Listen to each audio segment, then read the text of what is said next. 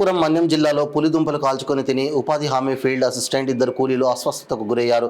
క్షతగాత్రులను కురుపాం ఆసుపత్రికి తరలించారు తోటి కూలీలు. కురుపాం ఆసుపత్రిలో వైద్య సిబ్బంది చికిత్స అందిస్తున్నారు. ఈ ఘటన కురుపాం మండలం రస్తా కుడ్డుబాయి గ్రామంలో జరిగింది.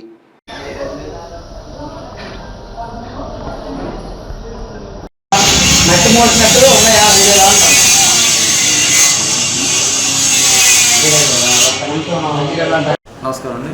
ఈరోజు మనకి 9:30 ఆ ప్రాంతంలో ముగ్గురు యువకులు తీసుకొచ్చారండి ఆటోలో. వాళ్ళు ఏంటంటే వాళ్ళు రస్తకుంటుపోయి గ్రామం నుండి వచ్చారు. వాళ్ళు ఏదో దుంపలకు ఒక వరకు దుంపేది తిన్నారు, దాని పేరు పులి దుంపేది అన్నారు.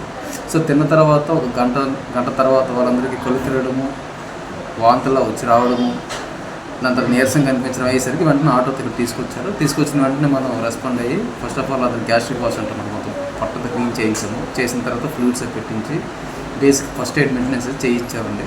అయితే అరగంటకి ఫాలోఅప్ చేసి చూస్తాం. సో అది రెస్పాన్స్ బట్టి మనం మిగతాది ఫాలోఅప్ చేయించమని చెప్తాం.